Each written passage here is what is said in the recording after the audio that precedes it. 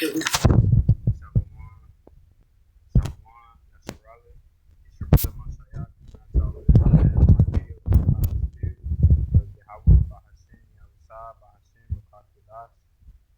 to go into Habbakuk chapter 3, and I'm going to start at 1. So it says, a prayer of Habbakuk the prophet upon Shiga, Shiga, Shiganoth, verse 2.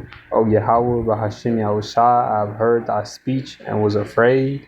O Yahweh, revive thy work in the midst of the years. In the midst of the years, make known in wrath, remember mercy.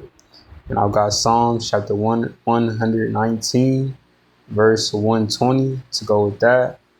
Habakkuk chapter 3, verse 3. Yahweh Bashem Shai came from Teman, and the Holy One from Mount Paran. Salah, his glory covered the heavens, and the earth was full of his praise. And I've got Deuteronomy chapter 33, verse 2 to go with that. Verse 4, and his brightness was as the light. He had horns coming out of his hand, and there was a hiding of his power.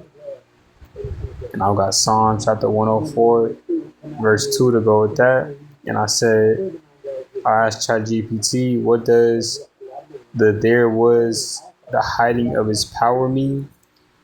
And ChatGPT said it means his ultimate power is concealed because no one could survive the full revelation of his majesty. And the precepts to go with that is Exodus chapter 33, verse 20. No man shall see me and live. Alright, Habakkuk chapter 3, verse 5. Before him went the pestilence, and burning coals went forth at his feet. Now I've got Psalms chapter 78, verses 50 through 51 to go with that. Habakkuk chapter 3, verse 6, it says, he stood and measured the earth. He beheld and drove asunder the nations, and the everlasting mountains were scattered. The perpetual hills did bow. His ways are everlasting. And I've got Psalms chapter 90, verse 2 to go with that. And then I don't have a precept for Habakkuk chapter 3, verse 7, but I asked ChatGPT, what does it mean? Because in the KJV, it's kind of a little hard to understand. But through the Spirit, I typed it into ChatGPT to get a better understanding of what it's talking about. And I'll read that after I get done reading this verse. It says, I saw the tents of Cushan in affliction, and the curtains of the land of Midian did tremble. So Chat GPT said it means Yahweh Bashem Al-Shai shows his power. Even strong nations are shaken with fear, a reminder of his authority over all people. So that was a pretty good breakdown. That made perfect sense when I read that. But Salaki, I just got off of work. I'm absolutely exhausted. But we're going to continue through the power and spirit of Yahweh Bashem Shai, pushing out these lessons. And I pray that they're edifying. But Habakkuk chapter 3, verse 8 says, was Yahweh Bashem Shai displeased against the rivers? Was thine anger against the rivers? Was thy wrath against the sea, that thou didst ride upon thine horses and thy chariots of salvation? And I've got Psalms chapter 18, verse 10 to go with that.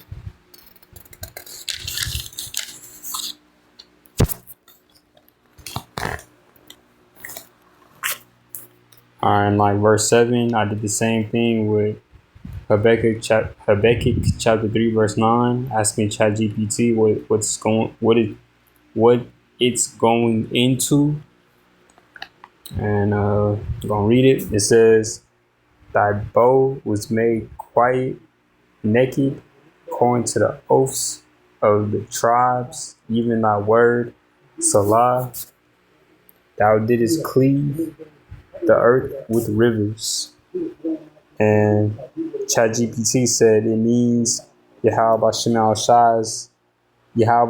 Shai reveals his power as a warrior to save his people and judge their enemies. Verse 10, it says, the mountains saw thee, and they trembled. The overflowing of the water passed by. The deep uttered his voice and lifted up his hands on high. And I got Psalms chapter 93, verse 3 to go with that.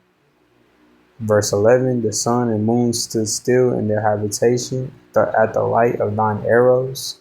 They went, and at the shining of thy glittering spear. Verse 12, Salaki.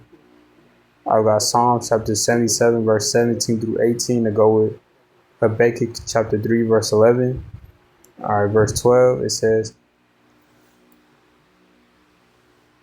Salaki. It says, thou didst march through the land in indignation. Thou didst thresh the heathen in anger. And I've got Isaiah chapter 41, verse 15 to go with that. Verse 13, thou wentest forth for the salvation of thy people, even for salvation with thine anointed. Thou woundest the head out of the house of the wicked by discovering the foundation onto the neck, Salah. And I got Psalms chapter 105, verse 15 to go with that. Verse 14, thou didst strike through with his staves the head of his villages. They came out as a whirlwind to scatter me. Their rejoicing was as to devour the poor secretly. And I've got Psalms chapter 10, verse 8 to go with that.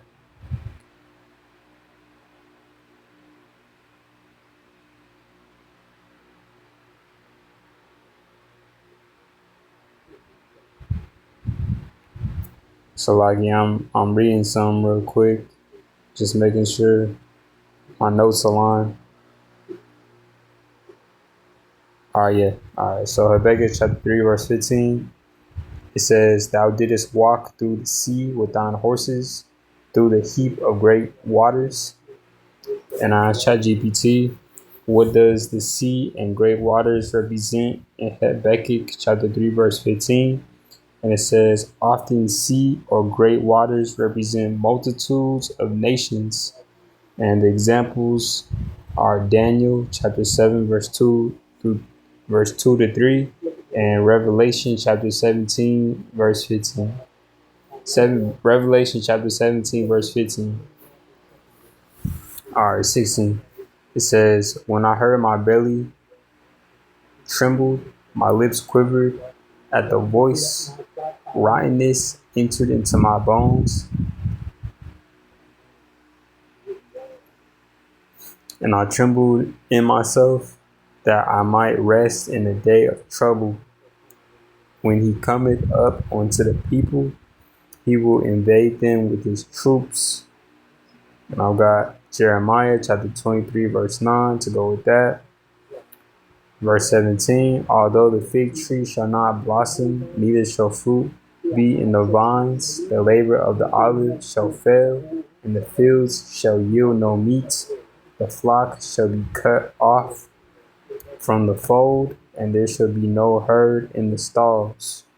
And I got Jeremiah chapter 5, verse 17 to go with that.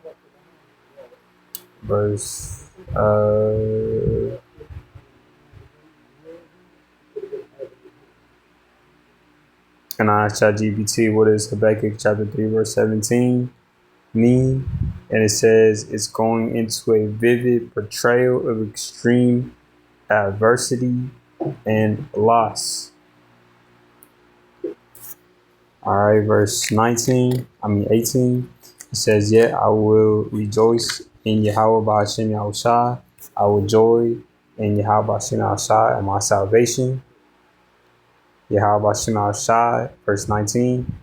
Yahweh Ba'ashem Yahushua is my strength. He will make my feet like hinds' feet, and he will make me to walk upon mine high places, to the chief singer on my stringed instruments. And I've got 2 Samuel chapter 22, verse 34 to go with that precept. So with that, Yasharala, I pray our brothers and sisters are edified. Once again, I want to give all praises, honor, and glory to Yahweh, Bahashim, Yahushua, Bahashim, Rakakwadash. Shalom.